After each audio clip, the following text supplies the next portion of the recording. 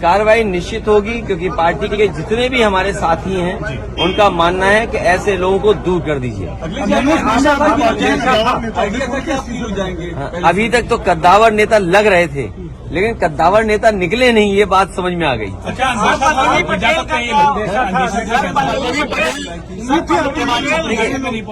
मैंने आपसे कहा कि सरकार के खिलाफ वोट डालने में साहस की जरूरत है, साहस की जरूरत है। पल्लवी पटेल अब वो नहीं दिया होगा वोट, अभी तक नहीं आई है, तो वो जाने, क्योंकि उनकी वे क्या बोला था अभी आप, अंतरात्मा से। तो मैं किसी की अंतरात्मा के बारे में नहीं जानता हूँ, मेरी अंतरात्मा के बारे में किसी के नहीं मैं जानता हूँ।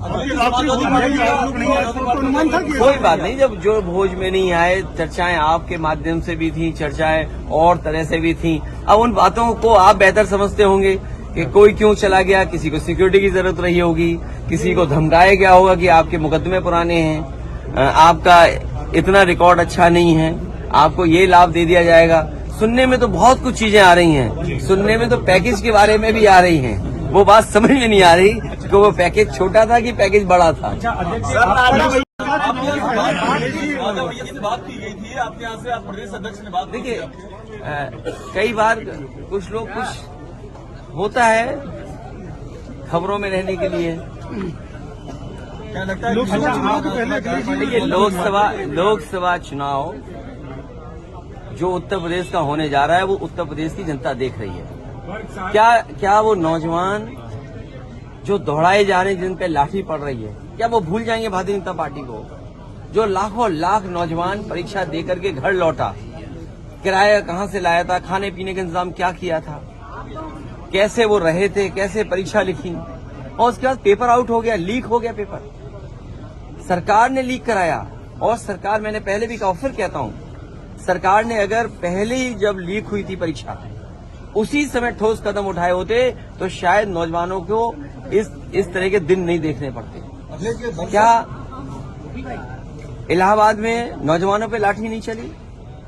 69,000 के नौजवान जाने कितने दिन से बैठे हैं, अपना आरक्षण मांग रहे हो, अपने साथ न्याय हो जाए उनके साथ, कितने सालों से इंतजार कर रहे हैं। यहीं पर लखनऊ में आप बुलडोजर लेकर के गरीबों का घर उजाड़ रहे हैं।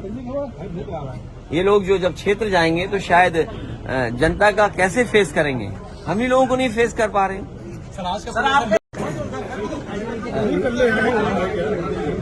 जहाँ तक चुनाव का सवाल है और जिन परिस्थितियों में चुनाव हो रहा है, हर एक में साहस नहीं होता है जो सरकार के खिलाफ खड़ा हो जाए। सरकार के खिलाफ खड़े होने में साहस चाहिए, और दबाव तो हर एक पे बनाया जाता है। ये बात कौन नहीं जानता है कि भारतीय जनता पार्टी जीतने के लिए कोई भी हथकंडा अपनाएगी। जिस भारतीय जनता पार्टी ने चंडीगढ़ में बेईमानी की हो, बैलेट से जब वोट पड़ा, जीतने के लिए उन बैलेटों को किस तरीके से बिगाड़ा गया, किस तरीके से वोट खराब किया गया, और अधिकारी के माध्यम से, उस समय अगर सीसीटीवी न होता और बैलेट से वोट न पड़ा होता, तो शायद भारतीय जनता पार्टी को इस तरह से बदनाम होते हुए नहीं कोई देख पाता। जहां तक यूपी का सवाल है, राज्यसभा के चुनाव में भारतीय जनता पार्टी ने सब कुछ किया है वोट लेने के लिए, और जो लोग गए हैं उनमें साहस नहीं रहा होगा सरकार के खिलाफ खड़ा होने में। सर, क्या कार्रवाई